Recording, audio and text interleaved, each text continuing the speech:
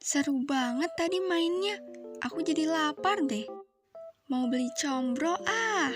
Sepertinya enak sekali, soalnya masih panas baru digoreng. Oh iya, habis makan jangan lupa cuci tangan ya. Tapi kok masih terasa lengket ya?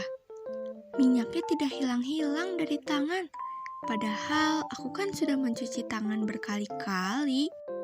Kenapa ya bisa gitu? Teman-teman tahu nggak sih? Ternyata minyak dan air itu memang tidak bisa bersatu. Untuk membuktikannya, yuk kita lakukan percobaan. Yang pertama, tuangkan air ke dalam gelas transparan seperti ini. Selanjutnya, masukkan minyak goreng ke dalamnya. Jangan lupa, minyak goreng harus lebih banyak daripada air ya jumlahnya. Nah, ini sudah terlihat minyak goreng dan airnya tidak menyatu ya. Minyak tampak di atas, air di bawah, dan keduanya terlihat terpisah. Nah, tapi karena di percobaan kali ini kita akan melihat bola-bola minyak, maka kita bisa tambahkan pewarna makanan secukupnya. Wah, terlihat seperti boba ya? Bercanda.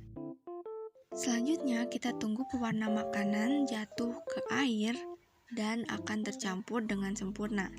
Kita bisa bantu dengan cara mengocoknya, atau bisa dengan menggunakan bantuan sendok. Oke deh, sudah tercampur rata. Selanjutnya, masukkan tablet effervescent ke dalam gelas tersebut. Tunggu beberapa saat dan lihat deh hasilnya.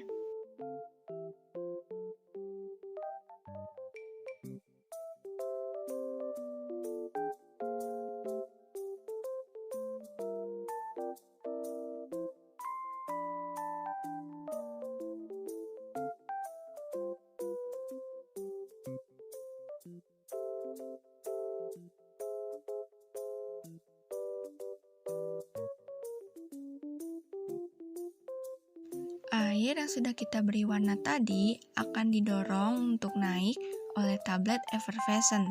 Karena minyak tidak bisa bersatu dengan air, maka terlihatlah bola-bola yang kita lihat saat ini.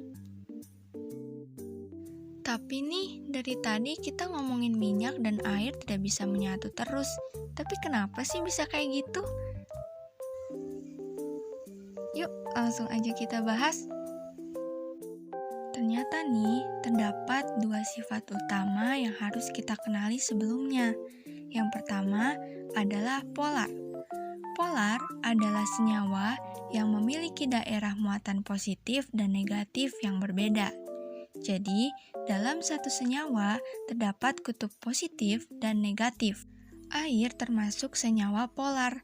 Jadi, di dalam senyawa air terdapat kutub positif dan negatif yang berbeda.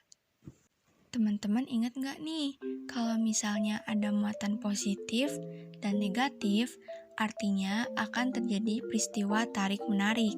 Makanya, atom-atom penyusun dari air akan selalu berikatan. Jadi, air maunya ya deket sama air lagi. Beda nih sama nonpolar. Nonpolar adalah senyawa yang terbentuk akibat adanya suatu ikatan antar elektron pada unsur-unsur yang membentuknya. Contoh dari senyawa nonpolar adalah minyak. Teman-teman harus tahu nih, kalau senyawa nonpolar itu tidak bisa bersatu dengan senyawa yang bukan nonpolar. Jadi dia nggak bisa tuh bersatu sama air. Soalnya air adalah senyawa polar. Ilustrasinya kayak gini.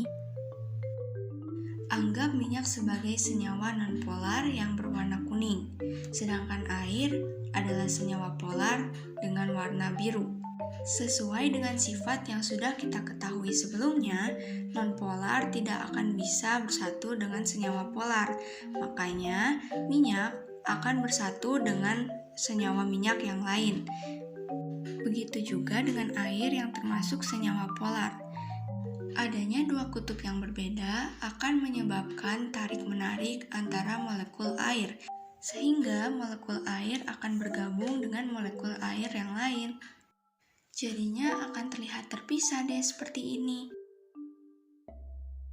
Itulah kenapa tadi kita lihat di gelas kalau air dan minyak terlihat terpisah ya, alias tidak bisa menyatu.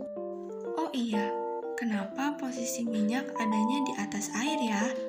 Soalnya minyak memiliki massa jenis yang lebih sedikit daripada air. Jadi minyak akan berada di atas air. Ternyata ada loh cara untuk mengikat minyak agar bersatu dengan air.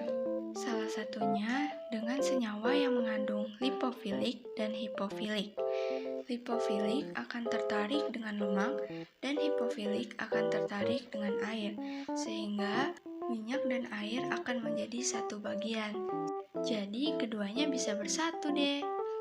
Senyawa ini terdapat pada sabun loh. Wah, kalau kayak gitu aku bakal cuci tangan pakai sabun deh. Karena tadi kita udah belajar tentang minyak dan air yang tidak bisa bersatu. Aku punya satu pertanyaan nih. Kenapa minyak dan air tidak bisa bersatu? Dan apakah ada senyawa yang bisa menyatukan minyak dan air? Coba jelaskan jawabanmu ya. Dadah!